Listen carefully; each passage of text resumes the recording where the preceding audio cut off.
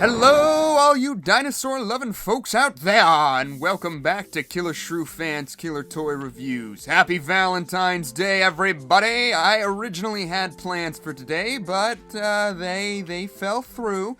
Just kidding. I talk about dinosaur toys on YouTube. I'm not getting dates anytime soon. So instead, I have decided to spend today with my first love, dinosaurs. As you can see, we've got a couple of lovely REBOR Stegosaurus models here for your viewing pleasure today. Now, when REBOR first released their design teases for these models, everyone was so excited. However, it would seem to me REBOR is so obsessed with teasing their stuff so far in advance that some of the models, I don't even know if they've hit shelves yet, or if they're already gone, or all of it. I'm just like sitting there like, what is out, what is not, when is this coming? I don't know. So when they tease this Stegosaurus, I'm like, looks cool, but I really have no idea on when I can expect this or when I need to be, saving up to buy this. But then out of the blue, they hit the shelves. I'm sure other people knew they were coming, but for me it was out of the blue around the holiday season, and everyone was just eating that up. Everyone was posting pictures, review videos, all that stuff. Everyone was so excited for these Stegos. The most popular seemed to be the Woodland Variant, which we have here today, but my personal favorite from the teaser images alone was the plain variant.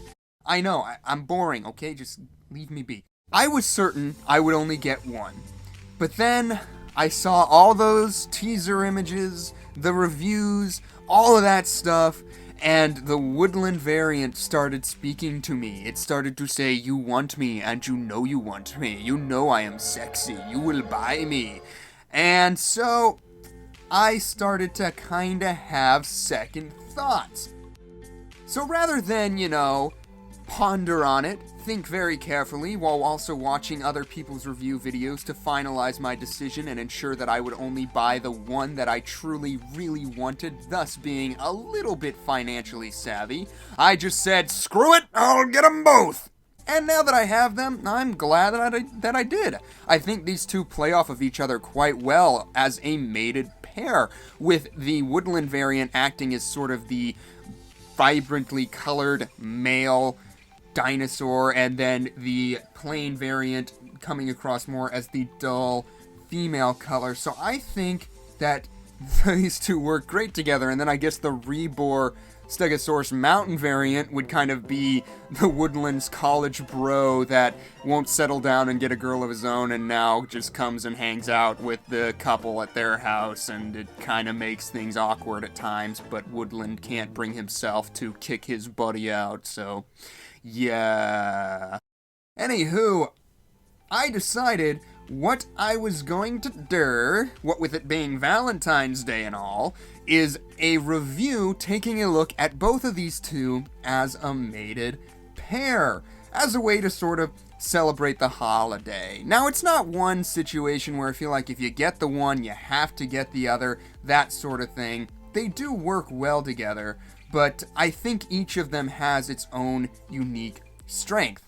So grab yourself a box of chocolates and get comfortable as you listen to a grown man wallowing in his loneliness talk about dinosaurs. It's you+Stegosaur's Killer Toy Reviews, and here we go! First off, the boxes. REBOR boxes are so nice, aren't they? I love the skeletal diagram, the nice black matte finish, and just the overall simplicity to it. In the top left corner, you can see the Stegosaurus title, the name Garden, which they have bestowed upon these Stegos, as well as the 1/35th scale indication, and then the bottom right corner features the REBOR logo. The back of the box features a catalog of all the other REBOR dinosaurs that have been made, none of which I will be getting anytime soon, because buying these two took me to the freaking cleaners! Each box also contains a card of information about Stegosaurus. But now for the figures themselves. These are honestly the best Stegos in my collection. I don't think there was a lot of competition for that title, but the point stands. These REBOR models are fantastic. Taking a look at the head of these Stegos, as you can see, the detail here is pretty tight. The skull is a bit bigger than my thumb, but the detail here is very well defined nonetheless. on one side anyway. For whatever reason, I don't know if it was just a casting process, but one side of the faces here is a bit glossed over, and the detail isn't as readable. It's still there, don't get me wrong, but it's just not as well defined, which is a bit unfortunate, but I can live with it. The eye is also very well painted for how small it is. It's got the golden iris and the black pupil, and it's seated nicely with a black outline. There's some character behind that, which I think I don't usually get for metallic eyeballs, but I think it works pretty well here. The beak looks fantastic, and I really like that they sculpted the pebble-like armor in the throat region. That looks great. Taking a look at the rest of the detail, REBOR covered the entire surface area with an absolute ton of scales of varying shapes and sizes that all show quite nicely from up close and at a distance, and it looks fantastic either way. One area of question I have are these weird scales on the legs. I'm not sure what the intended effect was with sculpting these in, but they don't look like scales or armor to me, and instead they look more like a fungus or even hemorrhoids, which is just either way a bizarre and uncomfortable decision on REBOR's part. So that's kind of throwing me. It's not like a deal breaker or anything, but it's something I look at and I'm like, ooh. That is unpleasant. The musculature throughout is also quite nice, particularly in the legs and the pectoral region. It really sells a sort of barrel-chested, stocky animal. It looks robust and powerful. I also appreciate how the toes are sculpted splaying out as if they are really working to distribute the weight of these things. The areas of the pulling and buckling skin throughout are also fantastic, and it's always nice to see companies paying attention to how the skin would move on an animal. But the real eye-catching element of this sculpt is those iconic Stegosaurus plates. I don't think I have ever seen a model with this style of plates, and it looks so cool. The ridges really give these things a weathered and lived-in look that adds a certain level of believability that I love. As an added bonus on these models, the tail and heads of these Stegosauruses can be bended. They are molded around a bendable wire, which allows for an extra element of posability and a means to add some variation between the two on display. I will say, though, that the bending of the head is a bad idea, and I will not be demonstrating it here on the video, because the Woodland Stego already has wear to the rubber, and I didn't even attempt to pose the plain variant's head out of damaging it in the same way. It's odd because there is a seam between the head and the body. It's hard to notice, just so you know. But there is a seam there, so you know it's molded separately in a different material. But for whatever reason, it's just not as pliable as the tail, not as hardy, so the rubber just wears out, the paint cracks. It's not a good situation. And when it's in a resting position like I have it now, you can't really notice it, but when you try to bend it, you will see that paint sort of giving out and the rubber starting to also give way, and it's unfortunate just as a whole. The tail, however, is much more flexible, and I'm glad to say that the seam between the tail and body, which come separated, is hardly even noticeable, especially at a distance, which is great. So overall, the sculptural details of these Stegos is fantastic, the details are great, and the wire tail is a wonderful way to give the models some extra life. As another extra element, these dinos do come with their own unique bases that correspond with their prescribed environment. The woodland base features mossy plant life and fallen trees, while the plain base has sandy textures, rocks, and fallen tree stars.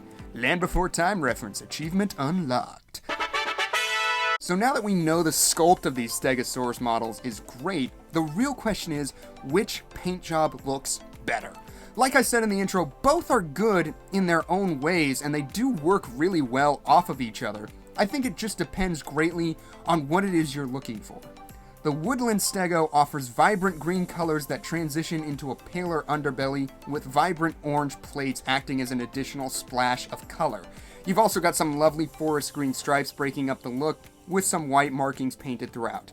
These white marks I could do without. They're the only element of either paint job that feels extremely painted on, and it distracts a bit from the otherwise solid paint apps.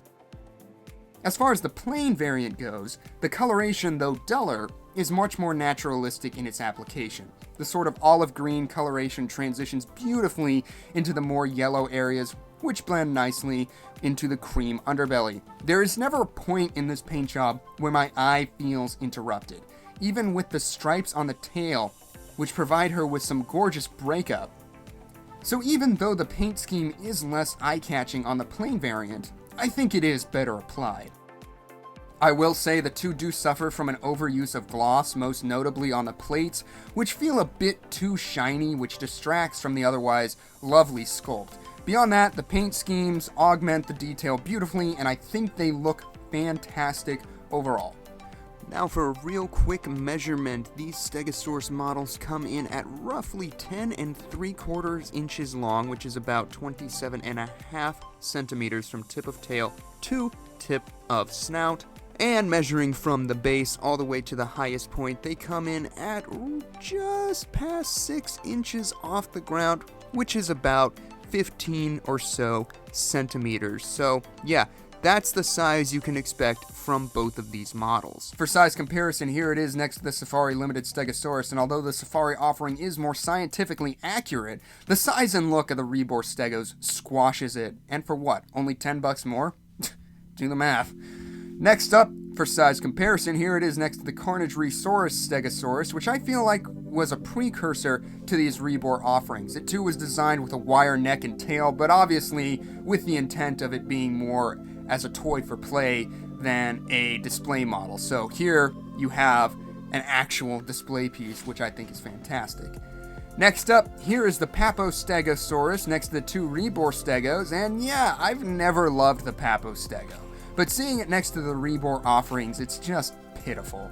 REBOR sculpts are far superior, and the paint schemes are more appealing to the eye. The larger size and posable tails of the REBOR figures also lend them the edge over Papo. Now for some extra size comparisons, here it is next to the Papo Ceratosaurus, an animal it would have shared its environment with, and I gotta say, I love how these two play off of each other. They both look fantastic together, and it really does look like the Stegos are moving as a unit, and this Ceratosaurus, this plucky little dude, has come out on the attack against them. Next up for size comparison, here it is next to the Papo Allosaurus. Again, I think these look pretty darn good next to each other. I do think REBOR, now that they have delivered these two beautiful Stegosaurus models, that they need to also provide an Allosaurus to go with them, but I will not be holding my breath, and I think a little break would be good on my wallet anyway. And finally, for size comparison, here are the Stegos next to the REBOR Ankylosaurus Warpig model. This was my first large REBOR model, and I was kind of lukewarm to it. And seeing it next to these Stegos is night and day. The Stegos are much more appealing to look at and feel like more of a display piece given their base. So there you have it, the REBOR Stegosaurus Plain and Woodland Variants. I do love these models, and I think they look fantastic together. If you have the baby Stego, I think it would really complete the family group here, but if you're going to just get one, I think it really comes down to what you prefer. If you want bolder colors, go for Woodland. If you prefer naturalistic color application, then the Plain variant is the one for you. Either way, the sculpt is fantastic. It's just a question of which paint scheme works best in your opinion. Personally, now that I have these two in hand, I can say my own sentiments were confirmed that I still prefer the Plain variant. But either way, you can't go wrong. I would say when it comes to these REBOR Stegos, I definitely dig it. As always, I want to know what you guys think of these models. Do you own one of them yet? If so, which one did you pick up and why? Leave a comment down below with all your thoughts, and as always, thank you so much for tuning in. Happy Valentine's Day to you all, and this is you+Stegosaur signing out.